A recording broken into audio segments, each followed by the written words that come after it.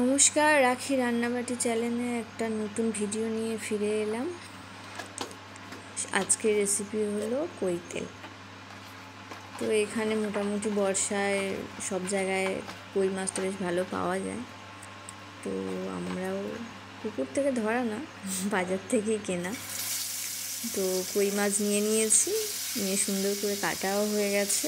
আর তেলটা গরম করতে হয় ভালো করে, তারপর তেলের মধ্যে কই মাছগুলো দিয়ে সুন্দর করে উল্টে পাল্টে ভালো করে ভেজে নিতে হবে, যাতে কাঁচা ভাবটা যেন না থাকে। মাছ যত ভালো হবে ভাজা, রেসিপিটা বানাতে ততই সুন্দর হবে। তো দেখা যাক নেক্সট স্টেপ কীভাবে আমি রান্নাটা কমপ্লিট করি সেটা দেখাচ্ছি।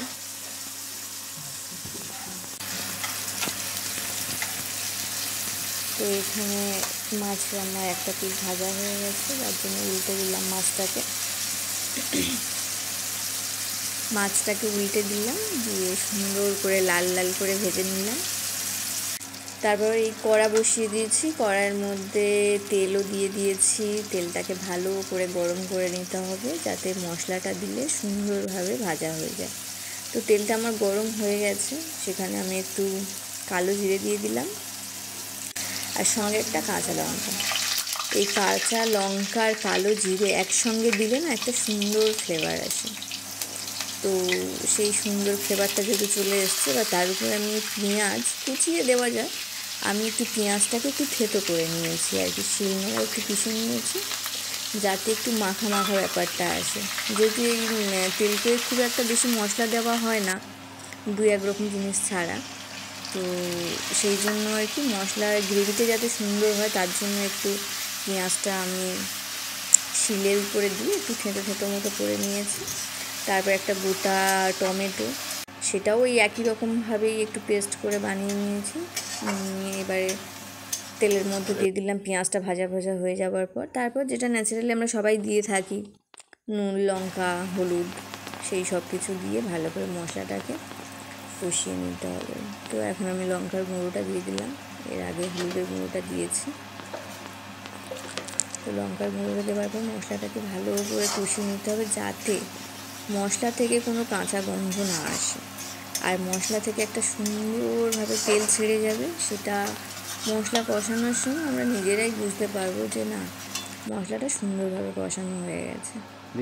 তো তারপর আমি একটু জিরে বেটেছিলাম, জিরে আর আদা একসঙ্গে শিলে সুন্দর করে পিষেছি।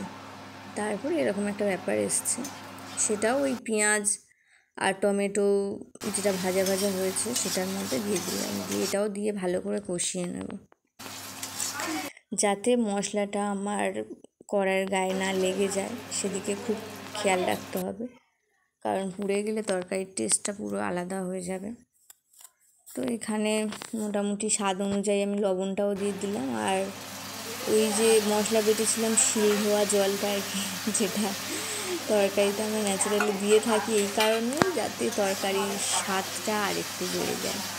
আর মশলাটাও যাতে না কড়াই লেগে যায়, তার জন্য একটু জল দিয়ে মশলাটাকে কষিয়ে নেওয়া ভালো, নইলে প্রচণ্ড ড্রাই হয়ে যাবে, তখন সেই ব্যাপারটা হবে না আর কি, মশলাটা ভালো মনে হবে না যে ঠিকঠাকভাবে কষানো হয়ে গেছে। তো আমার এখানে মোটামুটিভাবে মশলা কষানো কমপ্লিট। এবারে নেক্সট ওই যে তেল বেরিয়ে গেছে দেখাই যাচ্ছে, তো কমপ্লিট হয়ে গেছে মশলা কষানো। এবার জল দেওয়া হবে, জলও দিয়ে দিলাম, একটু ফুটলে তরকারিটা তারপরে মাছ দেওয়া হবে। তো যে যার যতটুকু ঝোল লাগবে সেই অনুযায়ী জলটা দিয়ে দেবে। আর একটা কথা, যখন মাছটা দেওয়া হয়েছে কড়াই, তখন আমার ক্যামেরাম্যানটা ছিল না, যার জন্য দেখাতে পারিনি। মাছ দেবার পর আমি দেখাচ্ছি, ঝোলের মধ্যে আর কি মাছটা ছাড়াটা দেখানো হয়নি। তো এখানে মোটামুটিভাবে 2-3 মিনিট ফোটানোর পর তরকারি অলমোস্ট রেডি। দেখতেই পাচ্ছ খুব সুন্দর কালার এসছে, খেতেও অসাধারণ টেস্ট হবে। আমার এই রেসিপিটা কার কার ভালো লাগলো কমেন্টের মাধ্যমে অবশ্যই জানাবে।